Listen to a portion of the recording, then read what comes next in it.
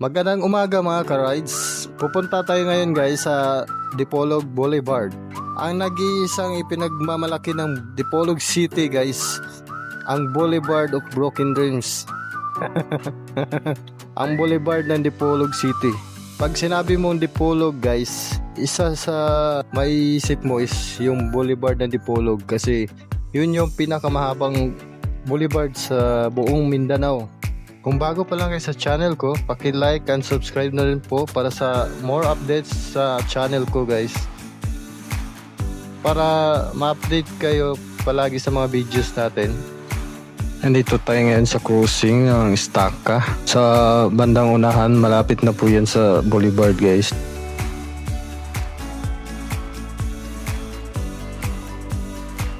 Wow, grabe naman si ate. Ang daming kargang bigas. Sige, paunahin natin si kuya.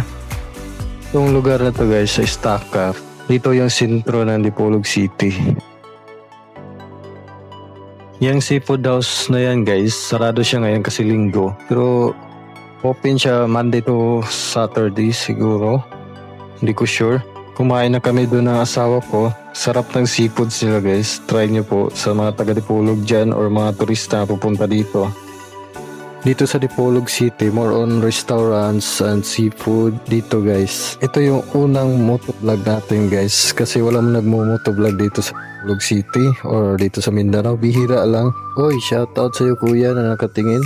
Kaya mas pinush ko to para may mapapanood din ng mga tao na nagmo-motovlog dito. So, supportahan niyo po ako guys sa aking motovlog para hindi lang lahat sa Manila, sa Luzon at saka sa Visayas may mga motovlogger, para pati na rin dito sa Mindanao guys. Sana panoorin niyo ang videos ko at saka subaybayan niyo ako palagi guys sa aking mga motovlog. Pupunta tayo sa iba't ibang lugar sa Mindanao, i-motovlog natin kagaya ng mga ginagawa ng motovlogger sa Manila or sa Visayas. Nandito na pala tayo guys sa Boulevard.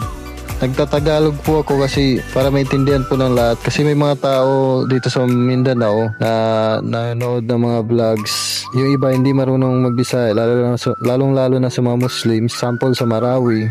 Hindi nila naintindihan masyado yung Bisaya. Kasi nung pumunta kami doon ng asawa ko, nagbisaya kami, hindi sila makaintindi guys. Yung taga doon talaga na Muslim, yung lumaki na talaga doon, hindi nila alam magbisaya, kaya nagtatagalog kami nung kumain kami sa isang restaurant doon. So, mas pinili ko magtagalog kahit hindi naman ako masyadong magaling magtagalog ngayon. Pero tumira ako sa Manila since 2013 hanggang 2023. Ngayon, nasanay na ako ulit sa Bisaya kaya medyo nahihirapan ako ulit magtagalog. Pero kailangan ko itong gawin guys na magtagalog ang salita para maintindihan ng lahat. Para makapanood na rin yung mga nasa Luzon, maintindihan nila yung salita ko. Kasi yung ibang mga nasa Luzon din, yung lumaki na doon, hindi rin sila makaintindi ng Bisaya. So yan, kaya Tagalog lang pipiliin kong salita. Siguro minsan magbibisaya ako, pero more on Tagalog tayo mga ka-rides.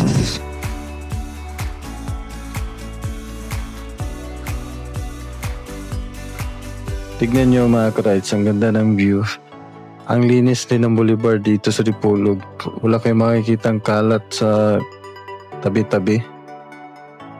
Ganyan ka ganda dito sa Dipolog Boulevard guys. Sobrang haba po nitong boulevard na to. Andito na tayo sa arko ng Explore Dipolog mga ka-rides. Yan, dito po yung mga turista nagpipicture. Lord, Dipolog City. Kaya kung dadaan ka dito sa Dipolog, huwag mong palagpasin to na dadaan ka dito sa Boulevard.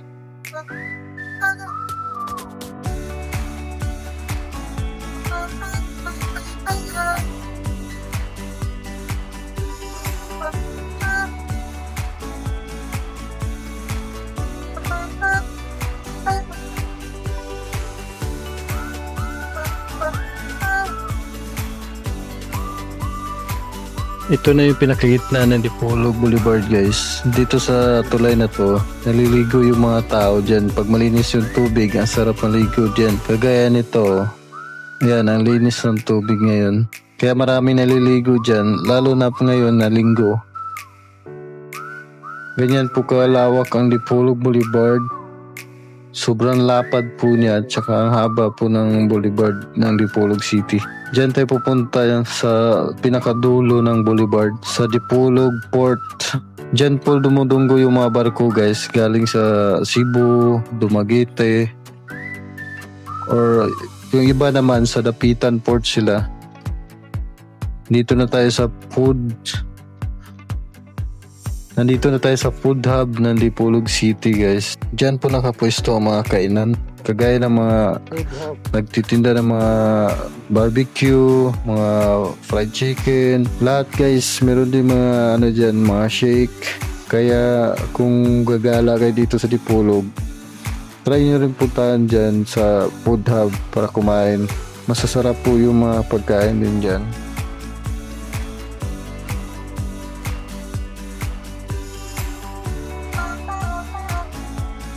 Dito sa part na to, more on residential na to mga ka-rides. Marami na po mga ewan ko lang kung squatters ba yung area na yan dyan sa left side. Ayan, puro bahay na po yan dyan, mga residential area na po siya. Siguro mas mura yung tinda nila kaysa dun sa palengke.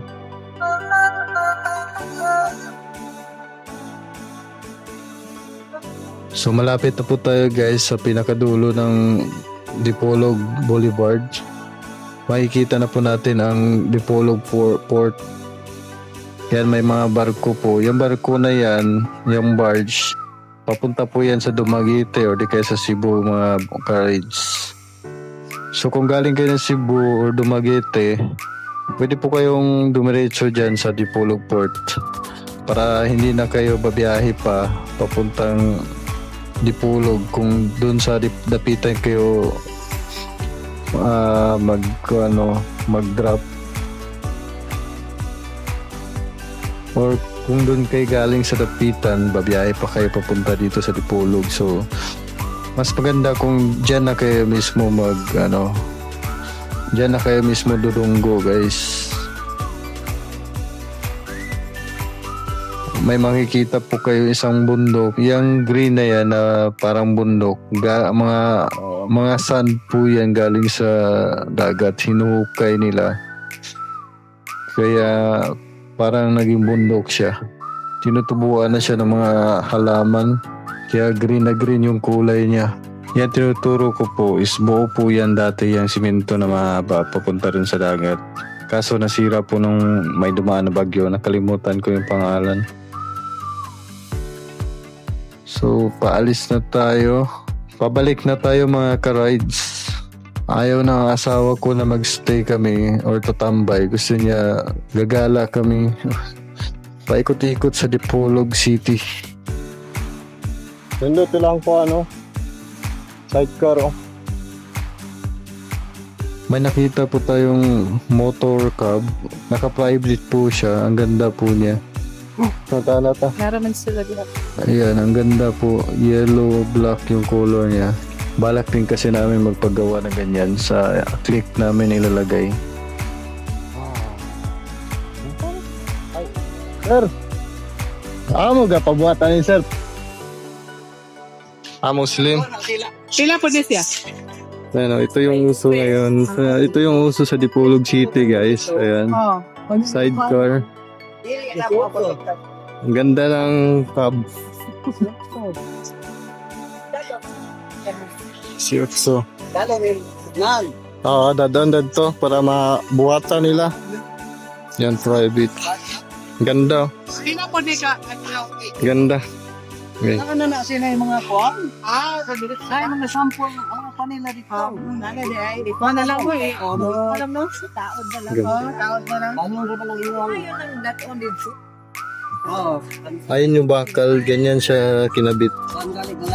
Yan, mga bakal guys. Sa gawa namin yung click. Yan, yung click. Gawa namin ng ganito. 17,000 to 23,000 guys yung ganito. Ayan. Ang ganda guys, pampamilya. Ganda.